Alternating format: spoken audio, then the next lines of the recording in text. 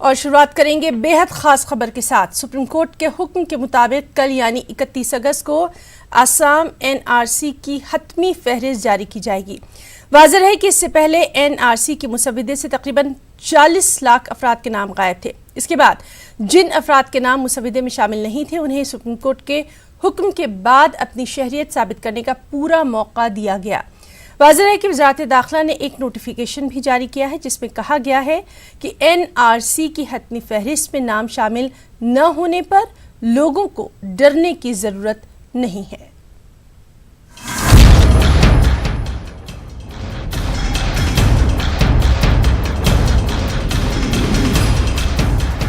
आसाम के लिए 31 अगस्त का दिन बहुत अहम है क्योंकि इस रोज नेशनल रजिस्टर ऑफ सिटीजन्स यानी एनआरसी की फाइनल लिस्ट जारी होने वाली है। इस लिस्ट के जारी होने के बाद आसाम में मुकीम तकरीबन 41 लाख लोगों की किस्मत का फैसला भी हो जाएगा।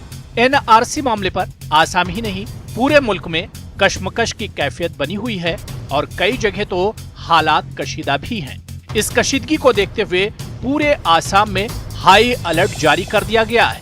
आसाम की पुलिस इस वक्त काफी मुस्तैद नजर आ रही है और किसी भी तरह की अफवाह या गलतफहमी को दूर करने के लिए हर मुमकिन कोशिश कर रही है। यहाँ ये काबिले जिक्र है कि मरकजी हुकूमत ने ये बात साफ कर दी है कि फाइनल लिस्ट में जिनका नाम नहीं होगा उन्हें डिटेंशन सेंटर भेजने का मंसूबा नहीं है, यानी लोगों को खौफजदा होने की जरूरत नहीं है। आसाम पुलिस ने भी लोगों से अपील की है कि वो अफवाह फैलाने वाले लोगों के झांसे में न आए।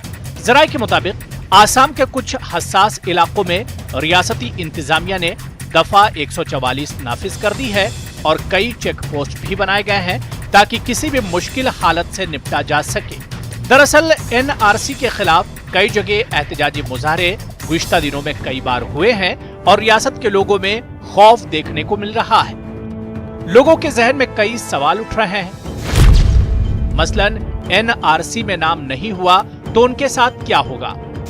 इनके पास क्या मुतबादिल है जिससे वो अब भी खुद को मुल्क का शहरी साबित कर सकते हैं?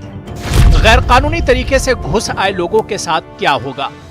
एनआरसी में जिन लोगों के नाम नहीं जुड़ पाएंगे क्या वो गैर मुल्की करार दे दिए जाएंगे?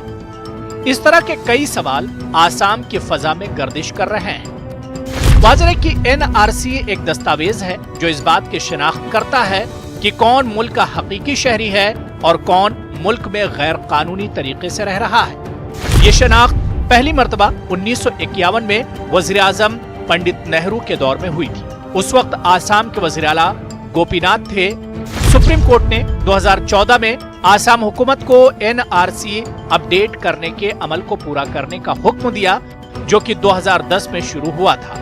इसके बाद साल 2015 में आसाम हुकूमत ने सुप्रीम कोर्ट की निगरानी में एनआरसी का काम शुरू किया। Bureau report, news 18 Urdu. उधर आसाम की वज़ीर आला सर्बानंद सोनोवाल के मुताबिक एनआरसी की हतमी फहरिस्त में नाम शामिल न होने पर लोगों को घबराने की जरूरत नहीं है। उनके मुताबिक ऐसे लोगों को शहरियत साबित करने का मजीद मौका दिया जाएगा। Tomorrow, that is 31st of August 2019, as per the direction of the Honorable Supreme Court, the State NRC Coordinator will publish the full updated copy of NRC in Assam. This is for the first time happening in the country.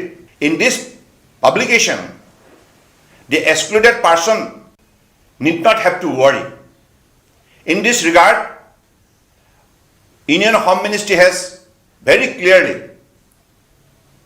notified that whoever name will be excluded, they will get ample opportunity to appeal in the FT court.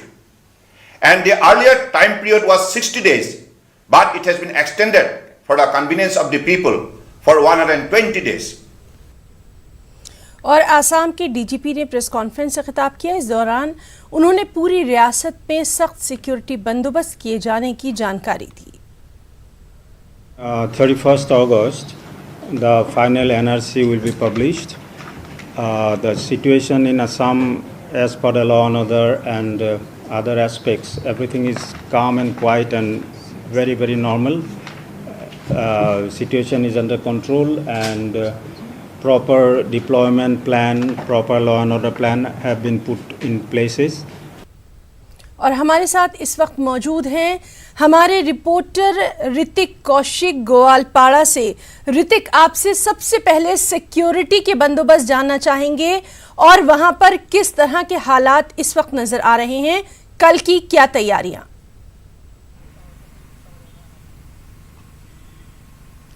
देखिए, पहले तो security की बात करें तो DGP ने बोला ही हुआ है कि पूरे स्टेट में जितना भी ज़रूरत है फोर्स उन लोगों के पास है। सेंट्रल से भी जो एनआरसी सिक्योरिटी के लिए पैरामिलिट्री फोर्स आए थे वो डिप्लॉय किया गया है। ग्वालपाड़ा में भी 90 एनएसके है जिसमें भी आर्म फोर्स दिया हुआ है, स्टेट पुलिस का लोग है और स्टेट में जितने भी एनएसके हैं उन लोगों को गार्ड किया हुआ है। सीएपीएफ डिप्लॉय किया गया है वहाँ और स्टेट पुलिस का लोग है और डिस्ट्रिक्ट पुलिस जो है उन लोगों ने सेपरेटली एक लॉ एंड ऑर्डर प्लान उन्होंने बनाया हुआ है।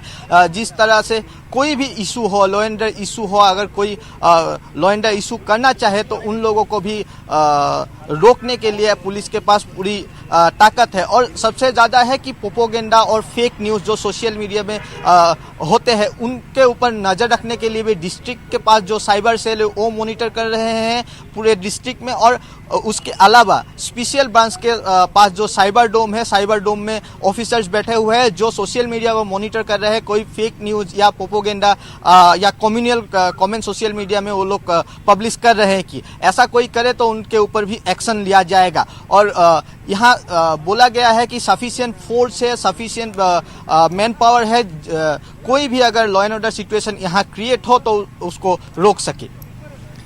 ऋतिक, आपसे ये भी जानना चाहेंगे कि कल कितने बजे तक ये लिस्ट आने की उम्मीद की जा रही है?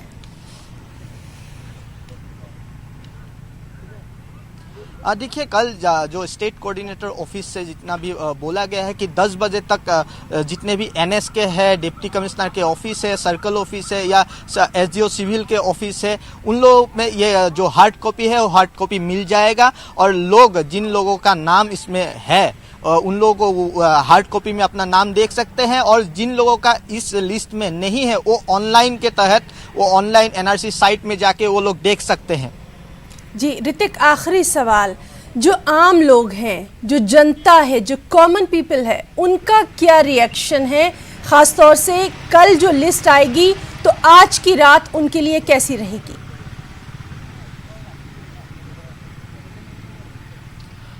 जी, जो फाइनल ड्राफ्ट हुआ था उसमें लगभग 42 लाख लोगों का नाम नहीं था और 42 लाख लोगों के जो लोग थे उसमें 3,80,000 लोग ने अपील थे, उन लोगों ने अपील नहीं किया, बाकी लोगों ने अपील किया। जो हियरिंग हुआ, बहुत सारे इंसिडेंट हुए, उसके बाद अभी भी वो लोग हैं और बाकी लोग हैं जो कश्मकश में है कि कल क्या होगा, उनका नाम रहेगा कि नहीं रहेगा। सबके ऊपर यही सबसे बड़ा सवाल है कि कल क्या होगा, पब्लिश जो होगा एनआरसी उसमें उन लोगों का नाम है कि नहीं। अगर नहीं है तो वो लोग क्या करेंगे और अगर है तो वो लोग उसके बाद क्या प्रोसीजर करेंगे। जी ऋतिक कौशिक, बहुत बहुत शुक्रिया आपका इस तमाम तर जानकारी के लिए, तमाम तर अपडेट के लिए। तो नाज़रीन, ये थे हमारे साथी ऋतिक कौशिक जो कि बता रहे थे कि कल सिक्योरिटी को लेकर काफ़ी वहां पर बंदोबस्त किए गए हैं और लगातार न्यूज़ 18 की भी नज़र इस अहम खबर पर बनी रहेगी। ऋतिक ने यह भी बताया कि कल 10 बजे तक इस लिस्ट का जो है वो ऐलान हो सकता है। लगातार हम आपको अपडेट देते रहेंगे। आगे बढ़ेंगे। मगरबी बंगाल असेंबली में हुजूमी तशद्दुद मुखालिफ बिल मंजूर कर लिया गया। ममता बनर्जी हुकूमत ने जुमे को हुजूमी तशद्दुद मुखालिफ बिल पेश किया।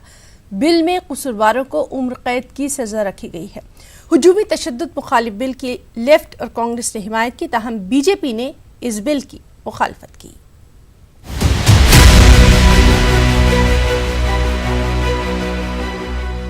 मगरबी बंगाल असेंबली में ममता बनर्जी हुकूमत ने हुजूमी तशद्दुद मुखालिफ बिल जुमे को पेश किया। बिल में कसूरवारों को उम्र कैद की सजा देने की बात कही गई है। साथ ही लिंचिंग में अगर कोई बेकसूर मारा जाता है तो कसूरवार को उम्र कैद के साथ साथ 5 लाख रुपए जुर्माना भी अदा करने होंगे और अगर किसी को तशद्दुद का निशाना बनाया जाता है ताहम वो मारा नहीं जाता तो 1 लाख रुपए जुर्माने की बात कही गई है। रियासती वज़ीर आला ममता बनर्जी ने इस बिल को काफी मजबूत करार दिया है। साथ ही इस बिल की हिमायत करने के लिए कांग्रेस और लेफ्ट का शुक्रिया अदा किया है। रियासती वजीर फरहाद हकीम ने इसको बड़ा कदम बताते हुए बीजेपी पर हुजूमी तशद्दुद में मुलविस होने का इल्जाम लगाया। कांग्रेस और बायां बहाज ने बिल की हिमायत तो की, ताहम हुजूमी तशद्दुद का शिकार होने वाले मुतासरीन के लिए बेहतर मुआवजे दिए जाने की जरूरत पर जोर दिया। हम मुबारकबाद देते हैं हमारे वजीर आला ममता बनर्जी को। उन्होंने आज एक हिस्टोरिकल बिल हमारे पश्चिम बंगाल के विधानसभा में लाए, एंटी लिंचिंग प्रिवेंशन बिल। हमारे इस मुल्क में लिंचिंग के तहत बहुत सारे आदमी उनका जान गया है और सुप्रीम कोर्ट का ये डायरेक्शन भी था जो ये बिल लाया जाए और हमारे बंगाल में ये बिल लाके पूरा हिंदुस्तान को एक रास्ता दिखाया। वहीं रियासती बीजेपी सदर दिलीप घोष ने ममता हुकूमत पर मॉब लिंचिंग के नाम पर बीजेपी को बदनाम करने का इल्जाम लगाया। कहाँ मॉब लिंचिंग हुआ है? या हुआ तो टीएमसी कर रही है और मॉब लिंचिंग अगर कहीं है तो बंद भी होना चाहिए, लेकिन उसके पहले गणहत्या होता है उसका भी बंद होना चाहिए। कोई भी क्राइम हो वो बंद होना चाहिए। किसी को हाथ में कानून लेने का अधिकार नहीं है, लेकिन कोई इंटेंशनली किसी को रोकने के लिए इस प्रकार किया जाए तो गलत बात है। तमाम तर मुखालफत के बावजूद आज बंगाल असेंबली में बिल पेश तो हुआ। अब देखना यह है कि इस बिल को लागू कराने में हुकूमत कितनी फुर्ती दिखाती है। कैमरामैन केवी के प्रसाद राव के साथ शबाना एजाज, न्यूज़ 18 उर्दू। रुकना चाहेंगे एक ब्रेक के लिए।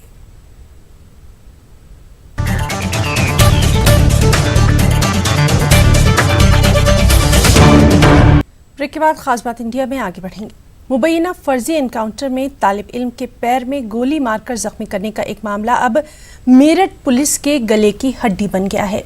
मेरठ यूनिवर्सिटी में 2 तलबा को गोलियों का निशाना बनाने के इल्जाम में गुज़िश्ता रोज मुलजिम कादिर को मेरठ पुलिस ने एनकाउंटर में जख्मी दिखाया था, जिसके बाद यूनिवर्सिटी और मेरठ कॉलेज की तलबा यूनियन ने पुलिस के खिलाफ मोर्चा खोल दिया है।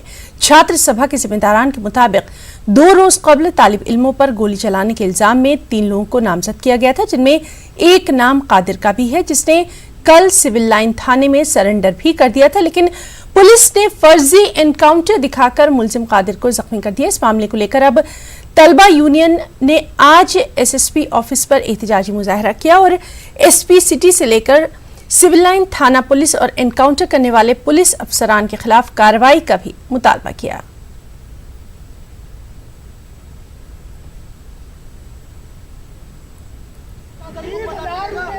जो गोलीकांड विश्वविद्यालय में हुआ था, जिसमें 2 छात्रों को गोली मार दी गई थी, उसमें पुलिस प्रशासन ने मुकदमा दर्ज करा था, जिनमें 5-7 लोग नामजद थे और बाकी अज्ञात में थे।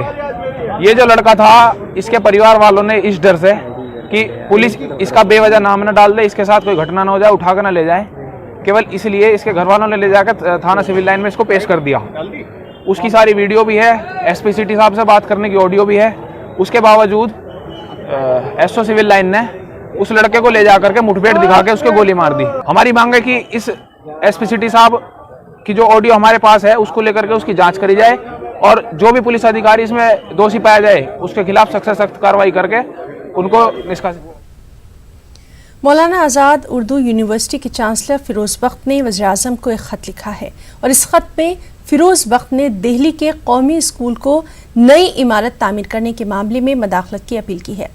दिल्ली हाई कोर्ट के हुक्म के बावजूद डीडीए ने ज़मीन फराहम नहीं कराई है।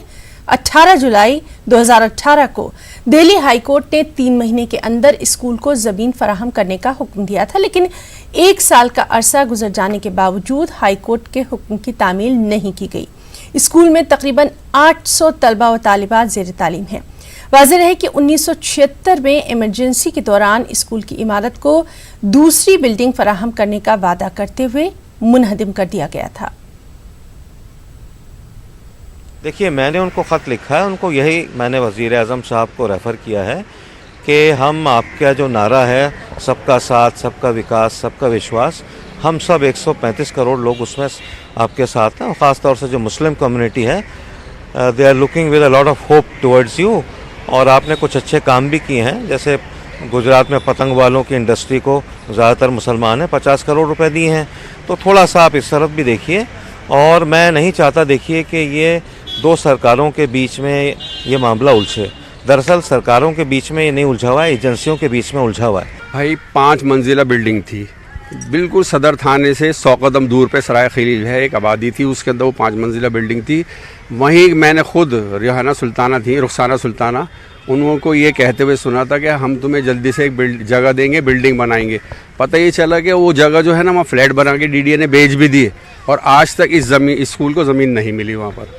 और हम आज तक हमारे डॉक्टर हर्षवर्धन है, उन्होंने वादा भी करा था मेरे से मीटिंगों में कि मलिक साहब आपको 5 मंजिल बिल्डिंग हम बना के देंगे। मैं तो गवर्नमेंट से यही चाहता हूँ कि अब तो रिटायरमेंट का मेरा टाइम है, तो जिन हालात में जैसे पहले गुजरे तो जो टाइम वो तो निकल गया, लेकिन कम से कम मेरे सामने बिल्डिंग बन जाए, स्कूल को जगह अलाटमेंट हो जाए, स्कूल के लिए बिल्डिंग बन जाए। आखिरी बस मेरा तो वो। बिहार के नालंदा का एक गांव कौमी यकजहती की शानदार मिसाल पेश कर रहा है। माड़ी गांव में एक भी मुस्लिम खानदान नहीं है, लेकिन यहाँ मौजूद मस्जिद की हिफाजत में हिंदू भाई कोई कसर नहीं छोड़ते।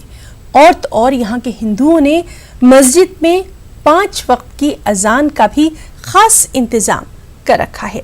देखिए हमारी ये रिपोर्ट।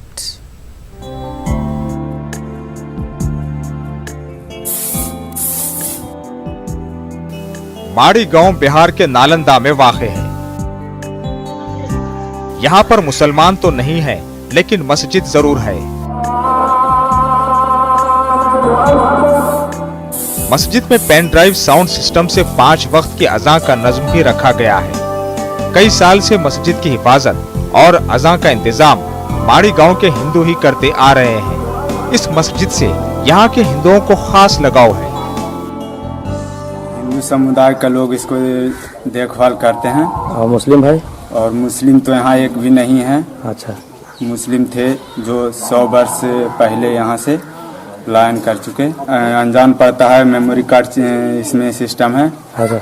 मेमोरी कार्ड सिस्टम है, उसी को हम लोग बटन सिस्टम है, उसको स्विच टिप दिया जाता है और बजता है। यहाँ अनजान 5 टाइम दिया जाता है और 5 टाइम अनजान पढ़ते हैं। और शुक्र के, बृहस्पति के, सोमवार के लोहमान अगरबत्ती जलाया जाता है और लोग चदरा चढ़ाते हैं। मनोकामना जिनको पूरा होता है ना, तो यहाँ चदरा चढ़ाया जाता है। और यहाँ एक पत्थर ऐसा है, जाल खुलने के बाद वो घिस कर लगाया जाता है तो ठीक हो जाता है। ये मस्जिद तकरीबन 200 साल कदीम है। यहाँ के हिंदुओं की मस्जिद से अकीदत का अंदाजा इस बात से लगाया जा सकता है कि जब गांव में किसी की शादी होती है तो दुल्हा दुल्हन को मस्जिद के दर्शन कराए जाते हैं। मस्जिद चूँकि कदीम है, इसलिए अब खस्ता होती जा रही है। मकामी लोग हुकूमत से मस्जिद की तज़ीनकारी के लिए इक़दामात की अपील कर रहे हैं। आज मुल्क में मजहब के नाम पर कई फिरका परस्त लोग और सियासी पार्टियां जहर घोलने का काम कर रही है। ऐसे में माड़ी गांव के हिंदू आज भी मुल्क की गंगा जमनी तहजीब पर मजबूती के साथ अमल पैरा है। Bureau report, news 18 Urdu. Bihar रियासती शिया वक्फ बोर्ड ने वक्फ स्टेट में हो रही माली बदउनवानी पर लगाम कसना शुरू कर दिया है। शिया वक्फ बोर्ड के मुताबिक वक्फ स्टेट की आमदनी का 10% मुतवल्ली को दिया जाएगा और आमदनी की बाकी रकम का इस्तेमाल तालीम, सेहत और गरीबों की मदद पर खर्च होगा।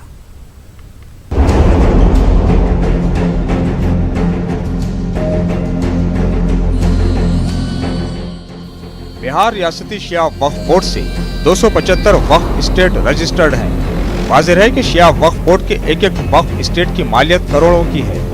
बोर्ड के मुताबिक वक्फ स्टेट के मुतवल्लियों की जानिब से आमदनी का सही हिसाब नहीं दिया जा रहा था, जिसके नतीजे में बोर्ड ने यह फैसला किया कि वक्फ स्टेट की आमदनी की 10% रकम मुतवल्ली को मेहनताना के तौर पर दी जाएगी। बाकी रकम से फलाही काम की शुरुआत की जाएगी। बोर्ड ने यह भी हिदायत दी है कि बगैर बोर्ड से मंजूरी लिए वक्फ स्टेट के मुतवल्ली कोई भी फलाही काम अपने वक्फ स्टेट में नहीं करेंगे। ये वक्फ स्टेट का जो पैसा है वो गरीब मिस्कीन को देना है, वफनामे में भी है और कानून भी यही है कि फलाही काम इसको करना है। तो क्यों नहीं काम आपको करने की इजाजत पहले ही दे दी जाती है, हमको आप कंफर्म करा लीजिए। अभी हो क्या रहा था आमतौर पर? वो यह रहा था कि आप हमको सिर्फ 7% टैक्स देते थे, 93% जो पैसे हैं वो आप अपने हिसाब से मजहब के आड़ में उस पैसे का सब जगह तो नहीं लेकिन कुछ जगह मिसयूज भी किया जा रहा था। मेरा ये नहीं करना है, मजहबी मामले में कुछ नहीं करना है, लेकिन मजहबी मामलों के साथ ये भी वक्त की ज़रूरत है कि उस पैसे पर एजुकेशन पे भी खर्च हो और मेडिकल पे भी उस पैसे का खर्च हो। शिया वक्फ बोर्ड के मुताबिक इस फैसले से वक्फ स्टेट की आमदनी की सही जानकारी बोर्ड के पास होगी। शिया वक्फ बोर्ड के इस इक़दाम की दानिशवर सताइश कर रहे हैं। बहुत बड़ा फायदा होगा, कौम में बेदारी आई है, कौम के लोगों को इससे फायदा होगा और ये उम्मीद की जाती है कि अगर वक्फ स्टेट की ज़मीन सब वक्फ स्टेट के हवाले हो जाती है तो कौम का एक बड़ा एसेट होगा और कौम को इससे बड़ी आमदनी होगी। शिया वक्फ बोर्ड ने यह भी फैसला किया है कि जो वक्फ स्टेट बोर्ड के कंट्रोल में है वहाँ वक्फ स्टेट के काम की देखरेख के लिए वक्फ स्टेट में मैनेजर बहाल किया जाएगा। मैनेजर को इस वक्फ स्टेट की आमदनी की 10% रकम तनख्वाह के तौर पर जारी की जाएगी। न्यूज़ 18 उर्दू के लिए पटना से महफूज आलम की रिपोर्ट। खबर मध्य प्रदेश से है, जहां मध्य प्रदेश वक्फ बोर्ड ने वक्फ इमलाक के तहफ़्फ़ुज़ को बेहतर बनाने की सिमत में नया कदम उठाया है। नए सिस्टम के तहत अब वक्फ के ताल्लुक से किसी काम को लेकर लोगों को हेड ऑफिस आने की ज़रूरत नहीं है, बल्कि ऑनलाइन सिस्टम के तहत वो घर बैठे तमाम तर मालूमात हासिल कर सकते हैं। एक रिपोर्ट।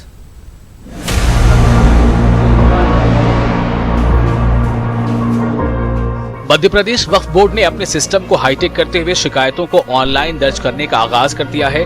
नए सिस्टम के आगाज के मौके पर एमपी वक्फ बोर्ड में तकरीब का इनेकाद भी किया गया, जिसमें शहर काजी के साथ मुमताज उलमाए दीन ने शिरकत की। इस मौके पर मध्य प्रदेश के अक़लियती वजीर आरिफ अकील और उलमाए दीन ने कुछ इस अंदाज में अपने ख्यालात का इजहार किया। यकीनन ये आज पहला कदम है, शुरुआत है, इसमें बहुत सी तब्दीलियों की ज़रूरत होगी। अगर वक्त पे कोई और तब्दीली करने की ज़रूरत पड़ी तो उसको भी करेंगे। और मेरी कोशिश है कि इंशाल्लाह वक्फ बोर्ड के जितने भी इदारे हैं या मेरे पास जो वक्फिया इदारे हैं, मसाजिद कमेटी है, हज कमेटी है, उन सबको भी ऑनलाइन करूँगा। अल्लाह का फजल है कि हमने एक ऐसा कदम उठाया है जिसकी हमेशा से ज़रूरत पड़ती चली आई है कि आवाम से रब्ता कायम करना सबसे बुनियादी चीज़ है कि अल्लाह ताला ने ये मौका दिया और आरिफ अकील साहब ने इसको शुरू किया। अल्लाह ताला उनको कामयाबी है इसमें अता फरमाए। माशाल्लाह आरिफ अकील साहब की मौजूदगी और हमारे पीर सईद में साहब की मौजूदगी में वक्फ बोर्ड के अंदर ये शिकायत सेंटर का इफ्तिताह किया गया है।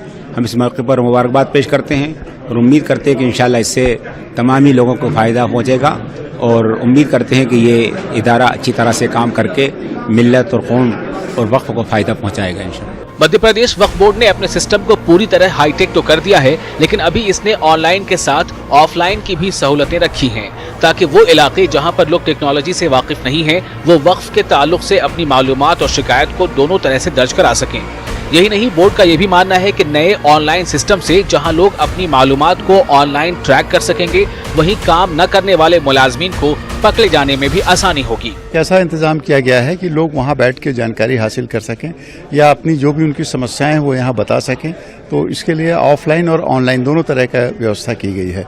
और इसके अलावा जो कमेटी गठन है ताकि कम से कम लोग आएँ और उनका वहाँ से उनका समस्या का निराकरण हो जाए। मध्य प्रदेश वक्फ बोर्ड ने नया सिस्टम नाफिज तो कर दिया है, लेकिन वक्फ की इमलाक के तहफ़्फ़ुज़ को लेकर यह सिस्टम कितना कारगर साबित होगा, ये देखना होगा।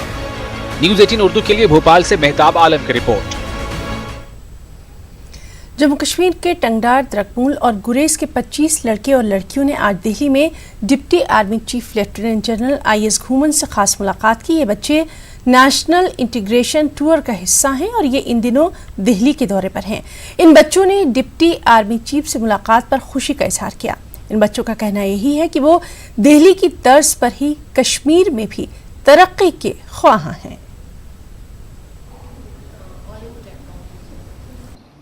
बेटर ही चाहते हैं सर, जो भी अब होगा सर हमारे फ्यूचर के लिए होगा और ये उम्मीद करते हैं कि अब जो भी होने वाला है हमारे लिए बेटर ही हो, कश्मीर के लोगों के लिए। मतलब जो इतना कुछ वहाँ पे सफ़र कर रहे हैं अब ना हो ऐसा। No sir, is not like that कि कश्मीरी लोग पसंद नहीं करते आर्मी को। They are always together with army and they like army very much as I like the deputy chief of the army. They were very polite with us and I think it's so good to meet them. It's my privilege. यहाँ का माहौल अच्छा लगा, यहाँ के industries development अच्छा लगा, यहाँ के इंडस्ट्रीज़ के हमने विज़िट किया, बहुत अच्छा लगा। रुकना चाहेंगे एक ब्रेक के लिए।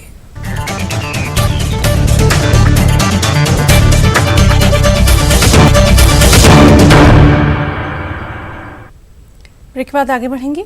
मुल्क से मोहब्बत जुज़्वे ईमान है, इसीलिए हिंदुस्तान में रहने वाले हर तबके, हर मसलक और मकतब और हर शोबे के मुसलमान आज भी इस मुल्क की तरक्की और हिफाजत के लिए सब कुछ कुर्बान कर देने को तैयार हैं। हिंदुस्तान और पाकिस्तान के माबैन बढ़ती कशीदगी के पस मंज़र में मुस्लिम तबके के जो अफकार और ख्यालात सामने आए हैं उन पर रश्क किया जा सकता है और उनकी रोशनी में ये भी कहा जा सकता है कि जब तक ऐसे लोग मौजूद हैं, पाकिस्तान तो क्या बड़ी से बड़ी ताकत भी हमारी सरहदों की तरफ नहीं देख सकेगी।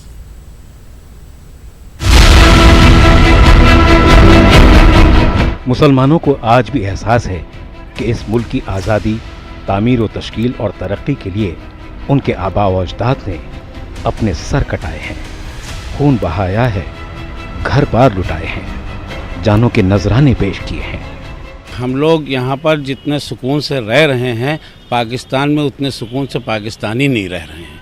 यहाँ तमाम तरह के मसाइल हैं, लेकिन उसके बावजूद भी सब कुछ बहुत अच्छा है। हम फ़ख्र करते हैं कि हम हिंदुस्तानी हैं और किस वजह से हैं। इस सिलसिले में एक बंद पेश कर रहा हूँ कि गुल भी, लाला भी है, बेला भी, चमेली इसमें, और जूही सी दुल्हन भी है नवेली इसमें, कामनी खेली है बन बन के सहेली इसमें, सारे फूलों ने बनाई है हवेली इसमें, कोई हिंदू न मुसलमान न ईसाई है, गुलशन हिंद में मिलजुल के बाहर आई है। इसी जज्बे के साथ एक बार फिर कुर्बानियां देने के लिए मुस्लिम तबके के अफराद तैयार हैं। पाक और नापाक किसी ताकत को भी मुल्क पर गलत निगाह डालने की इजाज़त नहीं दी जाएगी। पाकिस्तान खुद अपने ऐसे इतने ज़्यादा मसाइल में इस वक्त गिरफ्तार है कि वो अगर उन्हीं से निपट ले तो बहुत बड़ी बात है। तो हमारा हिंदुस्तान तो उससे बहुत ज़्यादा बड़ा है और यहाँ के बारे में फ़िक्र करने के लिए पाकिस्तान को ज़रूरत नहीं। तमाम तरह के प्रॉब्लम्स उसके सामने हैं, उसको हिंदुस्तान से मिलकर चलना चाहिए, क्योंकि हिंदुस्तान का टूटा हुआ टुकड़ा है और उसको ये मालूम होना चाहिए कि हिंदुस्तान उसके सामने बाप की जैसे पोजीशन में है। जो मुसलमान इस्लाम के नाम पर पाकिस्तान बना और उन्हें यहाँ रहना पसंद किया तो वो बेवकूफ़ है कि उस ज़माने में नहीं गया और आज पाकिस्तान की बात करेंगे, वो अपने को तो संभाल नहीं पा रहा, हमें क्या संभालेगा। हमारे मुल्क को से न तो कोई ख़तरा है न कोई परेशानी। हाँ, हमें आपस में यहाँ मिलजुल कर ये समझ लेना चाहिए कि हमारा मुल्क किसी एक फ़िरक़े या एक मज़हब का नाम नहीं है, ये एक पूरा गुलिस्तान है, एक चमन है।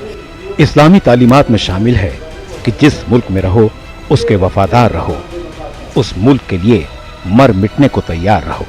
और हुब्बुल वतनी का यही जज्बा हिंदुस्तान में रहने वाले मुसलमानों के सीनों में ऐसे चिरागों की तरह रोशन है जिसे कोई आंधी नहीं बुझा सकती।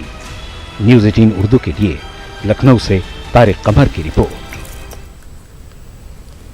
अलीगढ़ मुस्लिम यूनिवर्सिटी के जवाहरलाल नेहरू मेडिकल कॉलेज की रेजिडेंट डॉक्टर एसोसिएशन की इलेक्शन में 5 सीटों पर बिला मुकाबला ओहदेदारान मुंतखब हुए। इंतखाब के लिए पर्चा नामजदगी के आखिरी दिन election officer professor Shahid Ali Siddiqui के मुताबिक सभी ओहदों के लिए सिर्फ एक ही पर्चा नामजदगी दाखिल हुआ, जिसकी बुनियाद पर सभी को बिला मुकाबला मुंतखब करार दिया गया। वहीं 9 मुंतखब ओहदेदारों को डॉक्टर्स ने अपनी मुबारकबाद पेश की। इस मौके पर ओहदेदारों ने भी कहा कि वो एसोसिएशन के बचे हुए कामों को पूरा करेंगे। 5 पोजीशन हैं, president, vice president, secretary, cultural treasurer and joint secretary. पांचों के लिए एक सीट आई थी और एक एप्लीकेशन था, उनको डिक्लेयर कर दिया। रेजिडेंट डॉक्टर एसोसिएशन का काम करने का सवाल है, तो हमारी डॉक्टर जो है एसोसिएशन ख़ास तौर से इसीलिए जानी जाती है कि रेजिडेंट हित में हम लोग ज़्यादातर रेजिडेंट के मसले मसाइल को उठाते रहे हैं और उसी को उठाता रहा जाएगा। इस साल के आरडीए के ये सबसे अहम ये जो हमारी प्रायोरिटी होगी वो ये कि मेडिकल कॉलेजेस में जो इंफॉर्मेशन और टेक्नोलॉजी से जितनी ज़्यादा सुधारें लाई जा सकती है उनको लाया जाएगा। बुराई का जवाब भलाई से देकर ही मुआशरे की इस्लाह मुमकिन है। रसूल और ज़ौजाए रसूल की तालीमात और सुन्नतों पर अमल करके समाज की इस्लाह भी की जा सकती है और अपनी ज़िंदगी को भी बेहतर बनाया जा सकता है। और इन तमाम ख्यालात का इजहार लखनऊ में मुनक़िदा तालीमी कॉन्फ्रेंस में किया गया।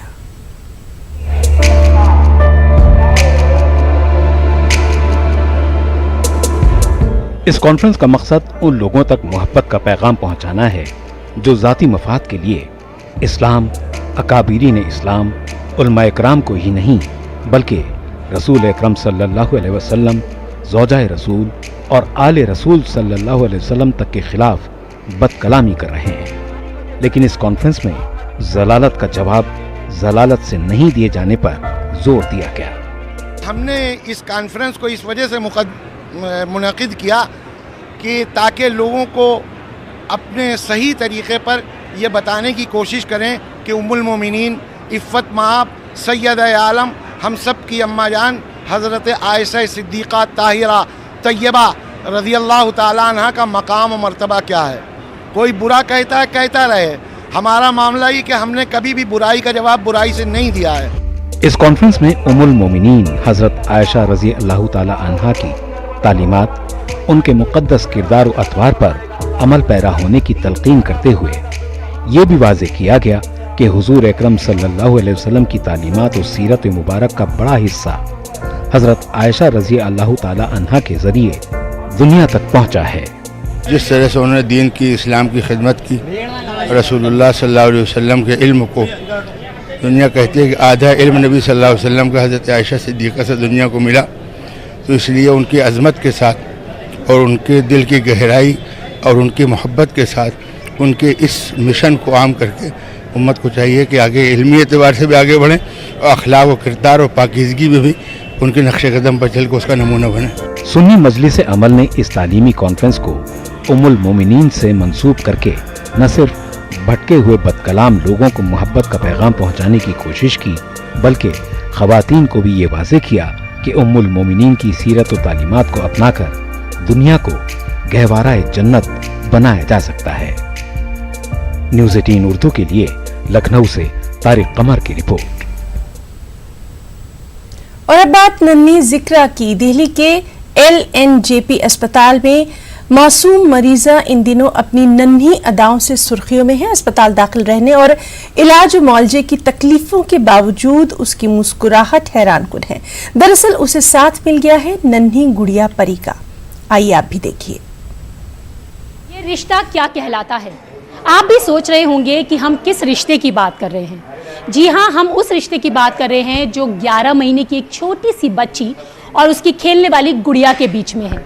आप तस्वीरों में देख सकते हैं कि एक छोटी सी बच्ची दिल्ली के LNJP हॉस्पिटल में भर्ती है, उसके साथ में उसकी गुड़िया भी यहाँ भर्ती है। जब बच्ची को हॉस्पिटल में लाया गया तो बच्ची दर्द से कहरा रही थी। डॉक्टर उसका इलाज करने में कहीं ना कहीं परेशान हो रहे थे क्योंकि बच्ची इतनी ज़्यादा रो रही थी। लेकिन जब गुड़िया उसकी यहाँ पर पहुंची तो बच्ची मुस्कुराने लगी।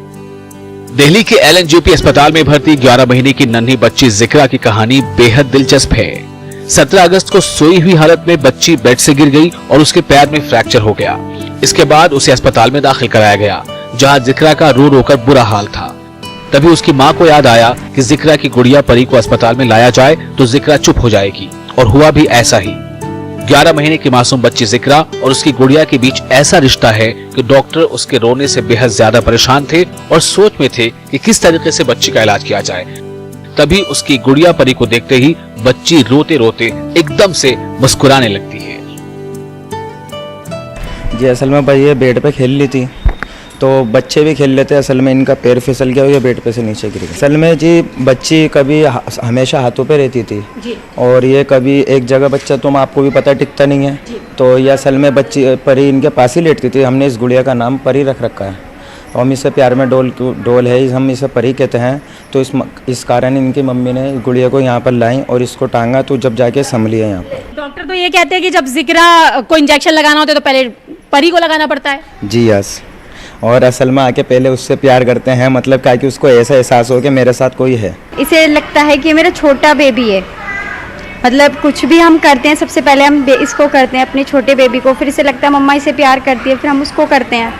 तो इस जरिए वो अटेंशन हमें देती है, वरना बच्चा तो रोता ही है, तो संभालने में नहीं आता। ऐसे में परी के साथ जिक्रा को संभालना आपके लिए बेहद ज़्यादा आसान हो जाता होगा। बिल्कुल, जैसे छोटा बच्चा होता है बिल्कुल भी नहीं रुकता, रोता है ज़्यादा, बेड पे लेटने से खेलना चाहिए। ये लेटी हुई ऐसे लगता है मेरी कोई भी फ्रेंड है जिसे लेटी हुई है आराम से डॉल मेरी। बच्चे की देखभाल कर रही उसकी मां फरीन ने बताया कि बचपन से बच्ची को अपनी गुड़िया से बेहद लगाव है और वो अपनी गुड़िया के बिना एक पल भी नहीं रह पाती। जब हम गुड़िया को कुछ खिलाते हैं तभी जिक्रा भी कुछ खाती है, जब गुड़िया दूध पीती है तभी जिक्रा भी दूध पीती है। बच्ची की मां ने बताया कि जब डॉक्टर उसे इंजेक्शन लगाने लगे तो वो इंजेक्शन को देखकर रोने लगी, लेकिन जब उसकी गुड़िया परी को इंजेक्शन लगाया गया तो चुपचाप जिक्रा ने भी इंजेक्शन लगवा लिया। बच्ची को थाई बोन का फ्रैक्चर था, तो उसको इलाज है कि हड्डी को खींच के रखना है। एक छोटा सा भी मूवमेंट बहुत पेनफुल होता है और बच्ची अपनी माँ के पास गोद में नहीं जा सकती है, तो ये सब इश्यूज होते हैं जो कि पर यू कांट हेल्प इट। बच्चे को एक दिन की बात नहीं है, हड्डी जोड़ने में कम से कम अगर 11 महीने की बच्ची है तो 10 दिन 12 दिन 2 हफ्ते 3 हफ्ते तो लगते हैं। उसकी माँ का आइडिया कितना अच्छा था कि वो बच्ची बहुत रो रही थी, तो वो अपने घर से उसकी डॉल को लेके आई और ये उसकी माँ ने ही किया कि उसको बच्ची की साथ में जो डॉल के भी पैर लटका के और बच्चे को उसने इस तरीके से ऑक्यूपाई किया कि आई think it's a very innovative idea और बहुत ही अच्छा हम लोगों को लगा। हमारा रोल जरूर यह है कि हमने उसको अलाउ किया। डॉक्टर अजय कुमार ने बताया कि बच्ची के कूल्हे की हड्डी टूट गई है, जिसको सही होने में अभी 1-2 हफ्ते लगेंगे, लेकिन बच्ची जिस तरीके से अपनी गुड़िया के साथ लगाव रखती है, ऐसे में उसकी गुड़िया ने उसके इलाज में बहुत ज्यादा मदद की है। बस दुआ है कि जिक्रा जल्द सेहतमंद हो जाए। न्यूज़ 18 उर्दू के लिए दिल्ली से रचना की रिपोर्ट। रुकना चाहेंगे एक ब्रेक के लिए।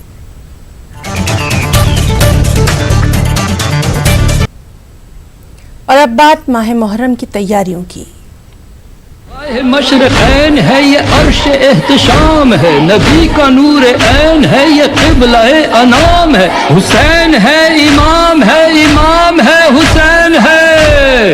या हुसैन हुसैन या हुसैन, या हुसैन हुसैन या हुसैन। माह मुहर्रम और सफ़र के दौरान जहां मेरठ की मुख्तलिफ कदीमी इमाम बारगाहों के अलावा घरों और अज़ाखानों में मजालिस अज़ा का सिलसिला जारी रहता है, वहीं खानकाहों में भी शुहदाए करबला की याद में ज़िक्र हुसैन और तस्कराए वाक़या करबला के प्रोग्रामों का इनेकाद किया जाता है। माह मुहर्रम और सफ़र में मेरठ की खानकाह शत्तारिया मखदूम शाह पीर शाह के ज़ेर एहतमाम बड़ी मस्जिद शाह पीर गेट और दरगाह शाह पीर शाह में मुख्तलिफ प्रोग्रामों का इनेकाद किया जाता है। खासतौर पर अशरा मुहर्रम में दुरूद सलाम और मजालिस का खास एहतमाम किया जाता है।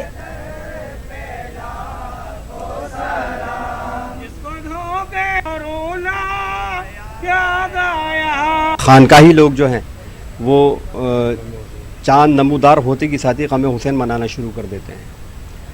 हमारे यहाँ खानकाहियों के यहाँ पहली तारीख से ही चांद दिखते के साथ ही, चांद नमूदार होते के साथ ही हमारे यहाँ किताब शुरू हो जाती है हज़रत इमाम अली मकाम की, और मजलिस जो हमारे बयान होती है हमारी मस्जिद के अंदर, जो बच्चों को जो है ना दर्स दिया जाता है इमाम अली मकाम का जो है, और फ़ज़ाइल बयान किए जाते हैं मौलाए कायनात के।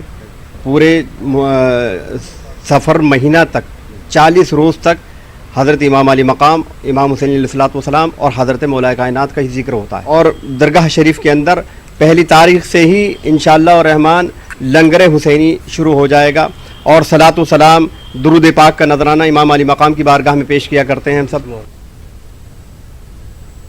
अजमेर के ख्वाजा मोइनुद्दीन चिश्ती रहमतुल्लाह अलैह दरगाह में माह मुहर्रम की रसूमात को एहतमाम के साथ अदा किया जाता है, जिसमें ताज़ियेदारी, मरसिया ख्वानी वगैरह शामिल है।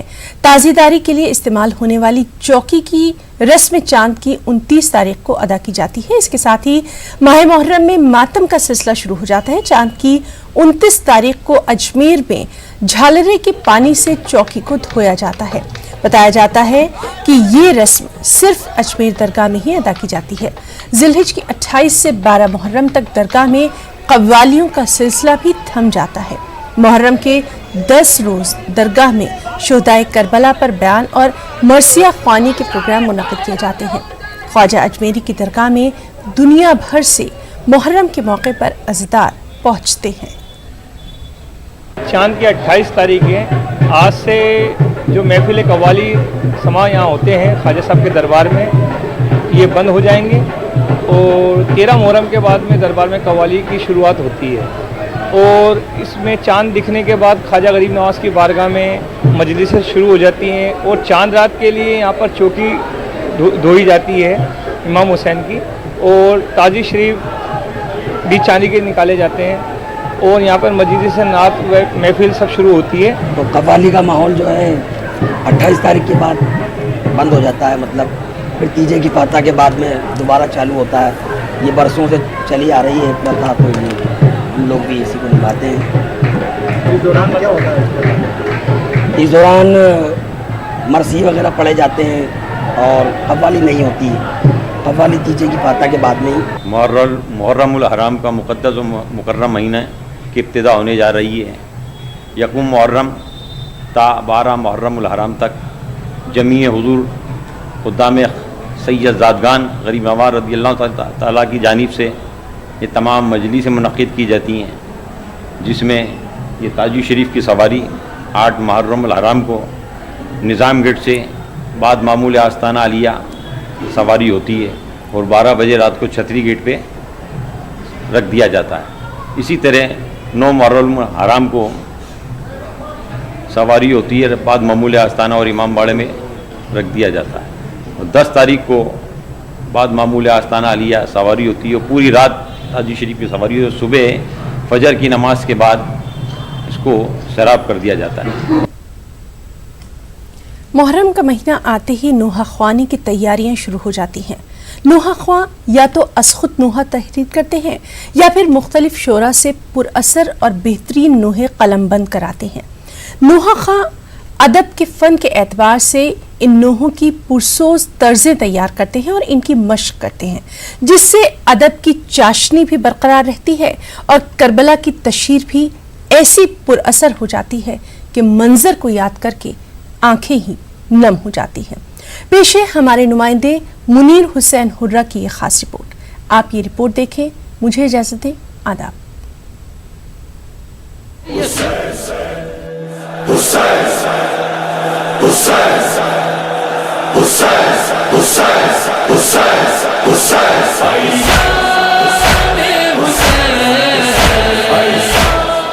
मुहर्रम का महीना जूं जूं नजदीक आ पहुंचता है, अज़ादारा ने इमाम हुसैन मुहर्रम की तैयारियों में मसरूफ हो जाते हैं। चांद मुहर्रम का हुआ है आया,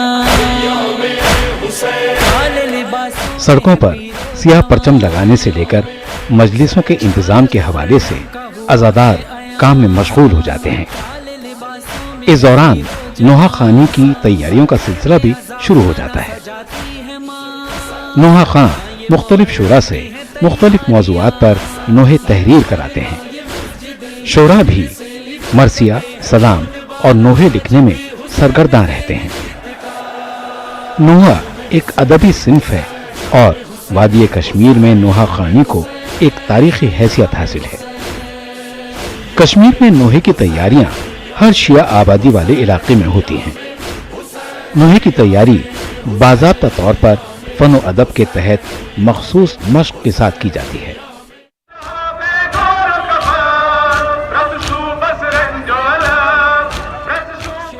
नोहों की पुरअसर तर्जें बनाई जाती हैं, उन्हें ज़बानी याद किया जाता है। ये मश्क इस तरह की जाती है कि दायरे में शामिल तमाम अज़ादारों को नोहे के तमाम मिसरे ज़बानी याद होते हैं और फिर ये नोहे छोटे बच्चों से लेकर बड़ों तक को अज़बर होते हैं। और जब जुलूस अज़ा का वक्त आता है, ये अज़ादार अपने पुरअसर लहजे में ये नोहे पढ़ा करते हैं। कश्मीरी अदब में नोहा निगारी को एक खास अहमियत हासिल है।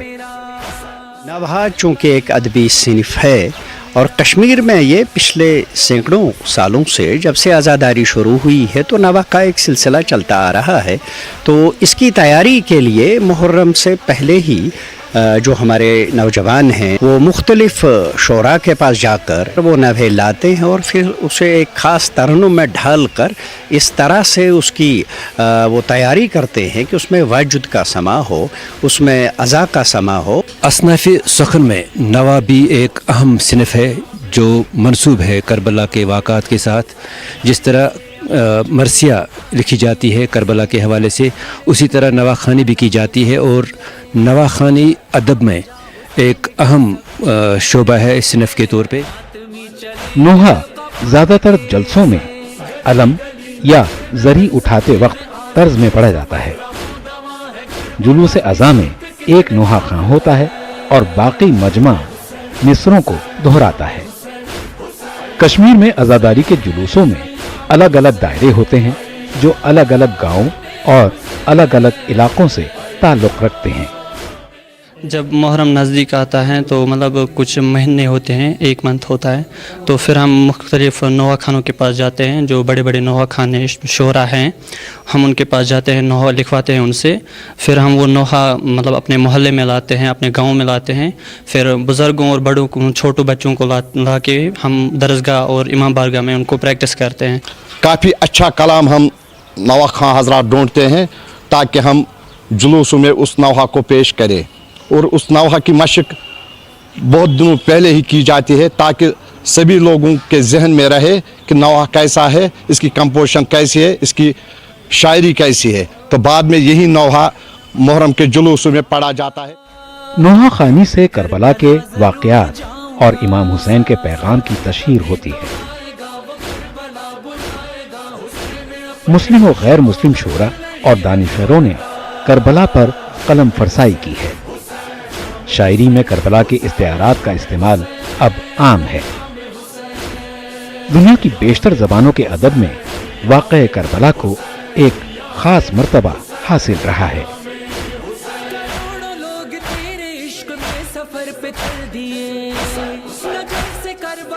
इस नबहा के ज़रिए से जहाँ आज़ादारी को फ़रोग़ मिलता है, वहीं एक अटल हकीकत है कि इसमें अदबी जो खिदमात हैं वो भी उजागर हो जाती हैं, क्योंकि एक अदबी सिनफ है और अदब के एतबार से नबहा का एक बहुत बड़ा अमल दाखिल रहा है।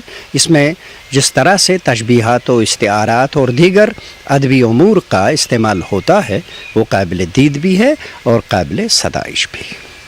नोहा हमारे फ़िक्री पनाहगाह और मजालिस आज़ा का फ़िक्री जुज़ बन गया है। यही वजह है कि तकरीर और तहरीर का एक वसी ख़जाना करबला से ताल्लुक़ रखता है। कलम के हकीकी कद्र क़ीमत के पेश नज़र भी कहा जा सकता है कि करबला वाक़ईन सुनहरे हरूफ से लिखे जाने की मुस्तहक़ है। मुनीर हुसैन, न्यूज़ 18 उर्दू, मागाम। हुसैन